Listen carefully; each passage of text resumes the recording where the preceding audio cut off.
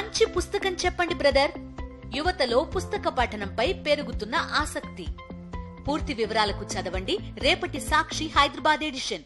Social media కార్యకర్తలపై వేధింపులు ఆగటం లేదు. అక్రమ నిర్బంధాలు అడ్డుగోలుగా కొనసాగుతూనే ఉన్నాయి.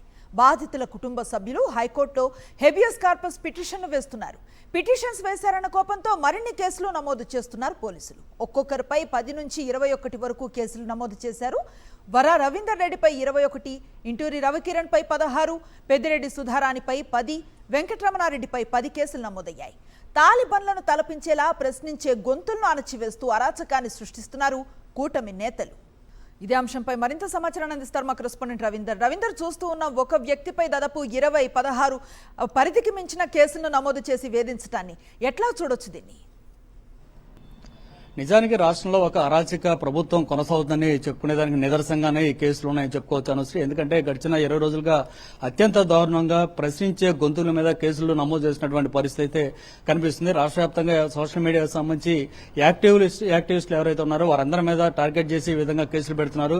సజ్జల భార్గవ్ ఎవరైతే ఉన్నారో గతంలో సోషల్ మీడియాకి ఇన్ఛార్జిగా పనిచేసినటువంటి వ్యక్తి, ఆయన కేంద్రంగా ఈ కేసులు నమోదవుతున్నాయని మనం చెప్పుకోవచ్చు. ఆయన ఒక్కడి మీద ఇప్పటివరకు 11 కేసులు నమోదు చేశారు. అది కూడా కేవలం అఫీషియల్ గా, అనఫిషియల్ గా ఇంకా ఎన్ని కేసులు నమోదయ్యాయి అనేది ఇప్పటికి కూడా అంతుబాటున పరిస్థితి ఉంది. ఎక్కడ ఎవరిని అరెస్ట్ చేసినా సరే వెంటనే దీని వెనక సజ్జల భార్గవ్ ఉన్నాడని చెప్పిస్తూ ఆయన వారి ద్వారా కేసులు నమోదు చేసినటువంటి పరిస్థితి కూడా కనిపిస్తుంది. ఈ నేపథ్యంలో మనతో మాట్లాడడానికి వైఎస్ఆర్ కాంగ్రెస్ పార్టీ సంబంధించినటువంటి మాజీ ఎమ్మెల్యే సుధాకర్ బాబు ఉన్నారు. సుధాకర్ బాబు గారు, చూస్తున్నాం గడిచిన కొంతకాలంగా ఈ సోషల్ మీడియా యాక్టివిస్ట్ మీద పడుతున్నటువంటి కేసులు, ముఖ్యంగా సజ్జల భార్గవ్ కేంద్రంగా జరుగుతున్నటువంటి అక్రమ కేసులు, ఆయన మీద కూడా 11 పైగా కేసులు నమోదు చేస్తున్నట్టు ఇప్పుడు వరకు ఉన్న సమాచారం. సో ఏం జరుగుతుంది రాష్ట్రంలో, ఏ విధంగా మీ కార్యకర్తలు కానీ వారిని రక్షించుకోబోతున్నారు?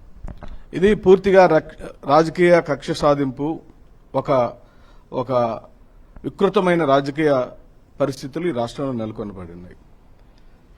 సజ్జల భార్గవ్ గారు ఎలక్షన్కి ముందు మా పార్టీకి సోషల్ మీడియా ఇన్ఛార్జిగా పనిచేసిన మాట వాస్తవము. అయినంత మాత్రాన వారికి భావస్వేచ్ఛ ఉంది. వారి వైపున ఒక టీములు పనిచేస్తుంటాయి. ఎక్కడో ఒక టీం సభ్యుడు ఒక పోస్టు అలగరగా పెడతాడు, లేదా పార్టీ లైన్ మిస్ అయ్యి ఎక్కడో ఒక పోస్ట్ పెడతాడు. దానికి భార్గవ్ గారు ఎలా బాధ్యత అవుతారు అంటే, భయభ్రాంతులు చేయటం, భయపెట్టడం, లేదా వారి యొక్క ఫెయిల్యూర్స్ ని, అంటే ప్రభుత్వం ఎక్కడైతే విఫలం చెందిందో, ఇస్తామన్న హామీలు ఇవ్వకుండా పారిపోయిందో, దాన్ని చూసి ప్రజలు ఇప్పటికీ అసహించుకుంటుంటే ప్రజల యొక్క మనసుని దాని వైపు నుంచి దృష్టి మలచడానికి చేస్తున్నటువంటి రాజకీయ క్రీడ తప్పించి దీంట్లో పసలేదని మనం చేస్తున్నాం. అంటే ఈ రోజు రాజ్యాంగ ఆమోద దినోత్సవం అని చెప్పి దేశవ్యాప్తంగా జరుపుకుంటున్నారు. కానీ ఆంధ్రప్రదేశ్ లో రాజ్యాంగం నిజంగా అమలు అవుతుందా? భావ ప్రకటన స్వేచ్ఛ కానీ ఇవన్నీ కొనసాగుతున్నాయంటే ఏం చెప్తారు? ఖచ్చితంగా లేదనే చెప్తున్నాం.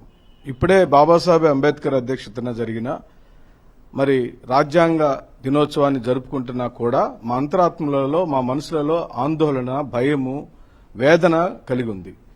ఈ రోజున భారతదేశంలోని ప్రాథమిక హక్కులైన మాట్లాడే హక్కు, భావ ప్రకటన స్వేచ్ఛ హక్కు, జీవించే హక్కు, మరి అన్ని హక్కులు కలిగినటువంటి భారత పౌరులు ఏ పార్టీలోనే ఉండొచ్చు. మా పార్టీలో ఉంటారు, మిగతా పార్టీలు కూడా ఉంటారు. మరి వాళ్ళు పెట్టిన పోస్టులు మేము వెళ్లి కంప్లైంట్లు ఇస్తే ఈ రోజు వరకు ఒక్క కేసు కూడా మాది ఫైల్ అవ్వలేదు. మా మీద ఆనాటి ముఖ్యమంత్రి గారి మీద సైకో పోవాలి, సైకిల్ రావాలని డైరెక్ట్ గా లోకేష్ గారు, చంద్రబాబు నాయుడు గారు, పవన్ కళ్యాణ్ గారు వీధి వాడ ప్రచారం చేశారు. ఒక రాజ్యాంగపరమైన అత్యున్నతమైన స్థాయిలో ఉన్న జగన్మోహన్ రెడ్డి గారిని సైకో అని సంబోధించిన మాట ఈ ప్రజలు ఎట్ట మర్చిపోతారు? మరి సైకో అని సంబోధించిన వారి ముగ్గురు మీద కేసులు పెట్టాలి కదా. అలాగనే ఒక వికృతమైన పదం పట్టాభి ఆ రోజు వాడాడు. ఏమని? బోషడికి అనే పదం వాడాడు. ఆ బోషడికి అనే పదాన్ని వాడిన పట్టాభి మీద ఎన్ని కేసులు పెట్టారు? ఆయన మీద చట్టపరమైన ఎన్ని చర్యలు తీసుకున్నారు? స్వయంగా ఉప ముఖ్యమంత్రి స్థానంలో ఉన్న పవన్ కళ్యాణ్ గారే తాట తీస్తానని, పంచలు ఊడగొడతానని, ఉచ్చపోపిస్తానని రకరకాల భాషలు మాట్లాడారు. ఆ భాషలన్నీ కూడా మరి వారి మీద కూడా కేసులు బనాయించాలి కదా. ఆనాటి ముఖ్యమంత్రి గారి మీద, ఆనాడు ముఖ్యమంత్రిగా ఉన్న జగన్మోహన్ రెడ్డి గారి మీద పరుష పదజాలాలు, లోకేష్ గారు అయితే అరే అని సంబోధించాడు, ఫూల్ అన్నాడు, వెధవా అన్నాడు. ఈ మాటలకి మా దగ్గర వీడియో సాక్ష్యాలు ఉన్నాయి. మరి ఈ రోజున లోకేష్ గారు మాట్లాడిన మాటల మీద కూడా కేసులు పెడతారా? పెట్టాలి కదా. అంటే బాబాసాహెబ్ అంబేద్కర్ యొక్క రాజ్యాంగం పూర్తిగా ఆంధ్రప్రదేశ్ లో తీసి పక్కన పెట్టి రెడ్ బుక్ రాజ్యాంగం, అంటే రాచరిక పాలన ఈ భారతదేశంలో ఎక్కడా లేదు, కానీ ఆంధ్రప్రదేశ్ లో మాత్రం బ్రిటిష్ పరిపాలన వచ్చింది. అందుకే మేము ప్రజలందరికీ కూడా రీకాల్ చేసే చట్టం మళ్ళీ రావాలని కోరుకుంటున్నాం. సో ఇప్పుడు సజ్జల భార్గవ్ మీద 11 కేసులు, అర్జున్ రెడ్డి మీద 11 కేసులు, ఇంటూరు రవి మీద దాదాపు 16 కేసులు, వర్రా రవీంద్ర రెడ్డి మీద 21 కేసులు. ఎందుకు ఈ విధంగా ఈ స్థాయిలో కేసులు పెట్టబెట్టి గతంలో ఎప్పుడైనా చూసారా? ఈ కేసులన్నింటినీ ఏ విధంగా ఎదుర్కోబోతున్నారు? ఇది ఎక్కడా లేదండి. సోషల్ మీడియా ప్లాట్ఫామ్ మీద అనేకమైన వికృతమైనటువంటి థంబ్నెయిల్స్ పెట్టి వీడియోస్ పెట్టినటువంటి ఉదంతాలు, ఎనాలిసిస్ అంటే ఎనలిస్టుల పేర్లతో, రాజకీయ విశ్లేషకుల పేరుతో ఓ వికృతమైనటువంటి క్రీడని ఎలక్షన్కు ముందు జగన్మోహన్ రెడ్డి గారి మీద దుమ్మెత్తిపోసిన అనేకమైన ఛానళ్లు ఉన్నాయి. వాటన్నిటి సంగతి ఏమిటి? ఎవరెవరు మాట్లాడారో మా దగ్గర రికార్డులు ఉన్నాయి. మరి మేము సమర్పించినట్టు మేము అన్ని స్టేషన్లలో ఎవరెవరు మాట్లాడారో వాటిని సాక్ష్యాధారాలతో ఆయా సంబంధిత పోలీస్ స్టేషన్లో మేము కేసులు పెట్టాం. మా కేసులు ఎందుకు ఫైల్ కాలేదండి? మా కేసులు ఎందుకు ఎఫ్ఐఆర్ కాలేదు? రాజ్యాంగం అమలు పడుతుందా అసలు ఈ రాష్ట్రం అంటే? కాదని ప్రకటిస్తున్నాం. సో ఇప్పుడు గతంలో ఎవరైతే క్వాష్ పిటిషన్లు కానీ, హెబియస్ కార్పస్ పిటిషన్లు కానీ ఎవరైతే ఇస్తారో వారందరి మీద ఇంకా అదనంగా కేసులు నమోదు చేస్తున్నారు. అందులో భాగంగా ఇప్పుడు నేను చెప్పినటువంటి పేర్లు. సో ఇలాంటి ఇంకా ఈ కార్యక్రమాలు జరుగుతున్నప్పుడు ఏ విధంగా ఎదుర్కోబోతున్నారు మీ పార్టీ?